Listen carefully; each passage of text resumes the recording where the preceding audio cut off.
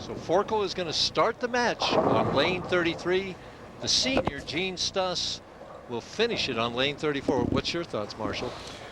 Well, you know, they're down there making the decisions. I think it surprises me a little bit. It sure does me too.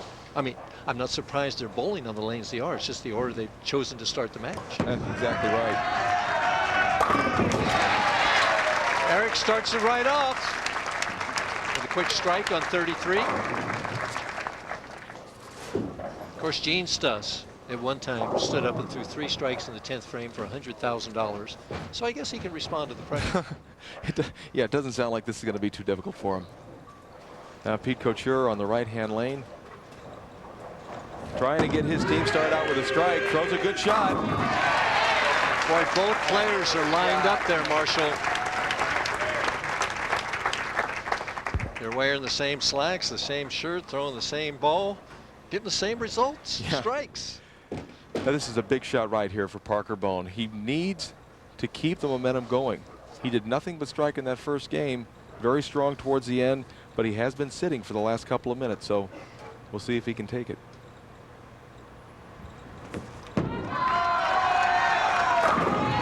Oh, what a bad break. All right, Parker. Great shot. Already their strategy's paying off for their opposition. He threw everything at that 10-pin, but didn't knock it over. That's a bad break. I mean, that's a high percentage strike.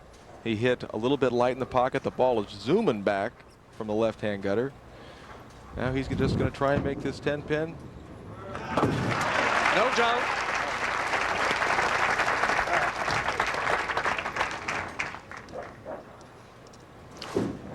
Couture and Stus both bowling on lane 34. In fact, every senior has bowled on lane. No, Dickinson bowled on 33, didn't he? Yes, he did. Correct. For the double. And the 2-4-5. Deep inside there. He's playing deep inside, and Gene has had a little trouble with his timing this week. I noticed that he was getting the line a little bit early, having to pull the ball through, and he was coming in light quite a bit. Changes balls to go straight at the 2-4-5. Tough spare.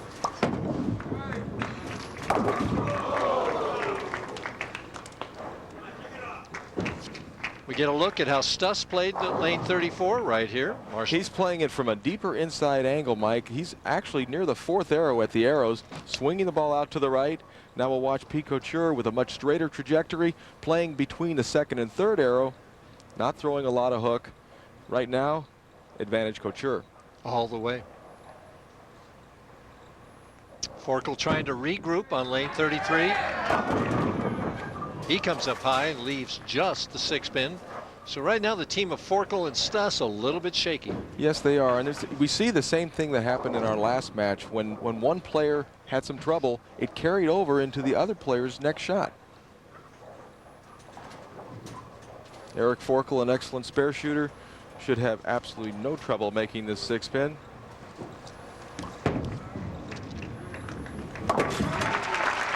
He gave some advice to his partner Gene-Stus earlier this week. Here's what it was.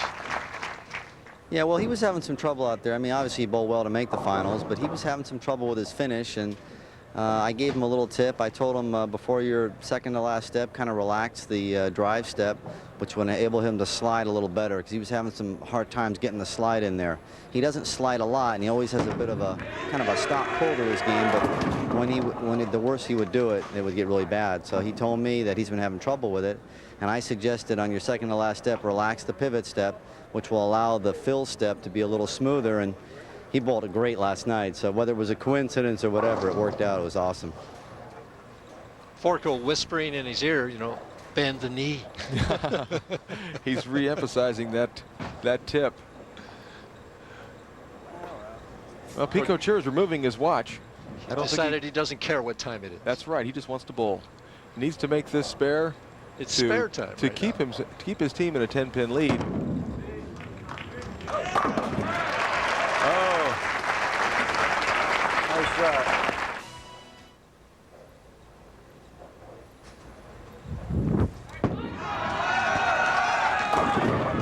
And it's 2-4-7 time for Parker Bohn, as all the players now are suddenly struggling just a little bit. You know, it could be the last shot that Parker threw on lane 33 where he came in light and left the 7-pin, or the 10-pin, excuse me. Maybe he feels like he needs to get the ball high flush in the pocket to strike, but I think he needs to go back to what he was doing earlier in the game. Trust the ball, get the good speed, give it room. With this spare, he'll still take a 7-pin lead in the match. Uh-oh. Oh, my goodness. Oh, no. Takes the middle pin, the 4-pin, right out of the 2-4-7. Well, you'll see this about once or twice a year. Watch this ball go way, way, way to the left. It's hooking back. Looks like it's going to cover the 2-4-7 and gets nothing but the 4-pin. It's so unusual I can hardly say it. That should relax Stus a little bit here, and does. Flunks it right in there. Yeah, that's a huge break for Gene-Stus and Eric-Forkel. And when you get something like that, when you get a break, boy, you've got to be able to just step right into it. Gene-Stus does. Now Eric-Forkel on the left-hand lane for a strike. They find themselves in the lead by 5 even before Stus threw that last shot. And they can go up to 15 if he can double right here, as the scoreboard tells us. And keep the momentum.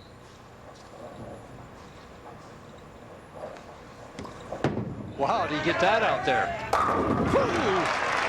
Now, I really don't think he was trying to loft the ball that far out of the lane. Is he turned into John Hersina on the left here? Well, that's what it looked like. I just don't think that's what he was trying to do. But I do know that he has been trying to get it further out on the lane all week long and increase the hit. Well, you can see the end of this shot. That's right where it wants to be. I'm not sure it was where it wanted to be when he threw the ball. Couture. Perfect. Pete seems to have a little bit of hold area on lane 34. He can tug the ball a little bit to the left, but he can't swing the ball out to the right. I don't know. My gut tells me this is an awful big shot right now for Parker Bohn and the team of Couture and Bohn. Well, you know, I would have thought, Mike, that the last game would have loosened Parker up and given him the momentum to keep making those great shots. He needs to keep the speed up. He can't be tentative with this release.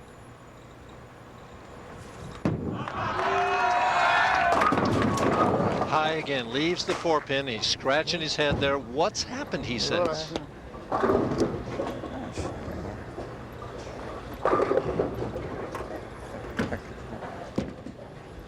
He's mumbling to himself, Yeah. but he can't quite pick up his thoughts. I really think he's confused right now. I believe he thought that ball was thrown properly, but it hooked up high. Parker Bohn makes the 4-pin, but his team still trails by 15 pins. Can they come back? We'll find out right after this. 6th frame action, the semifinal match. The team of Stus and Forkel lead by 15 pins, working on 2 strikes in a row. And there's our hosts, Norm Genrun and Phyllis Hostery. The wife of, or widow of Ernie Hostery, who's threw the best reverse hook I ever saw. Oh, he sure did. The 2-5-8. And you know, Mike, once again, it looks like he's getting to the line a little early and not able to get the leverage to make the ball hook back. I believe we've had 4 open frames during the telecast, only one of them by a touring player, the other 3 by seniors. Now, he didn't switch balls to shoot at this. He's going to try and hook the ball back into this spare. Tough shot. Perfect. Very, very good conversion for Gene-Stus. But that keeps the team of Bohn and Couture in the match. Yeah, we'll see Gene-Stus. Watch his shot. This is his first delivery. You can see he's at the line. Now he's got to pull through. Just doesn't quite get the leverage to get the ball back to pocket. Eric getting it well out of the lane again. Perfect in the 1-2 pocket. Forkel looking strong. Well, where Parker Bohn has lost that left-hand lane, Eric-Forkel has certainly found it and looks very comfortable throwing his shots. Eric adjusting by a little more loft. Would Parker take notice of that? Well, he may, but Parker isn't much for lofting the ball. Parker likes to go with more speed. Eric is a very scientific bowler. He likes to break it down and try all sorts of things. We see Eric. Oh, that went way wide. It's fortunate it didn't leave the washout. What a shot. Right, come on, run it down. Man. Yeah, he's very disappointed. Right when he threw this shots, he knows he got this ball wide. I said earlier, he has room to the left. He has no room to the right. His mistakes have to be on the pulled side, not the swung side. And Pete-Couture beating himself up just a little bit there. Yeah, he's beating himself up, but he'll regroup. He should make this spare. Oh, no problem. The wind knocked over the 8 pin. As we can see, Pete and his ball trying to knock all 3 down. Does he have them? Oh, easily. Boy, I swear that nothing hit that 8 pin. I think it was the head pin that clipped it going by. I'm not sure, but it's down as we still have a 15-pin lead for Stus and Forkel, and Bohn needs to strike and set things up for his partner going into the 9th frame. High again, the 10 pin this time. Well, whatever kind of adjustments Parker's making aren't working.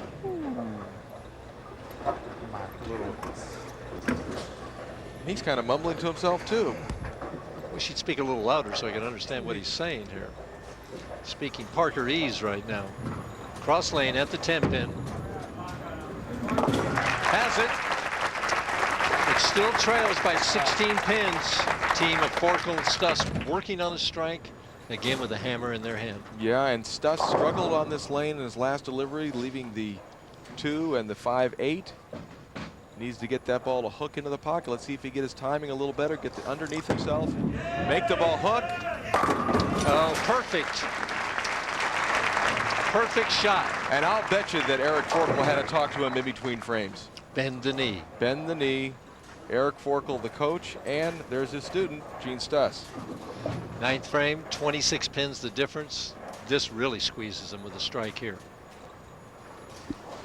This is what doubles is all about. Eric not only making strikes, but giving his partner the right words to help him strike as well. Oh, what a nice break that was.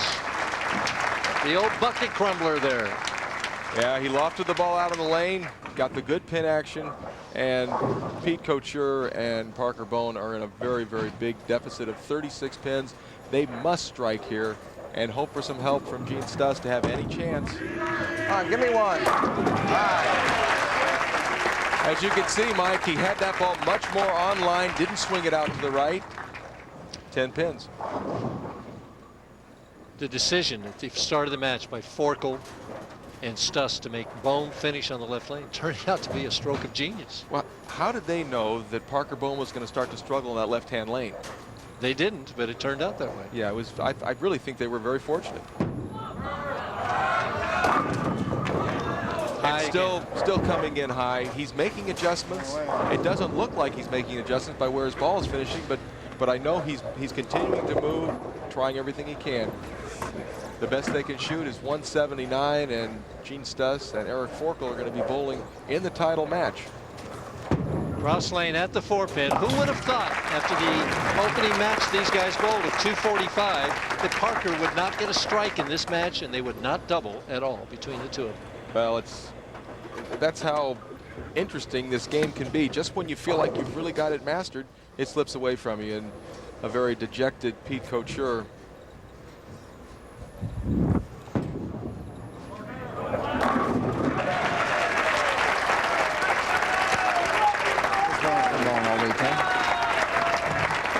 And it'll be a 3rd place finish for Parker Bohn III and Pete-Couture. Now here's an important shot for Gene, trying to keep the momentum. He only needs 5 pins to win the game, but he wants to keep striking. Very confident shot there. He's looking very good right now. They're putting themselves in the position they want to be in. They've won the match. Now they're both comfortable on both the lanes. I think they have an excellent chance in the title match. Jason Couch and Larry Lobb are practicing off to the side. They know who they'll be bowling. So Stus rather still trying to maintain the stroke. They all fall when it doesn't matter. Yeah, those shots in the 10th when the game is over, they're pretty easy. One more strike and he'll finish with 235.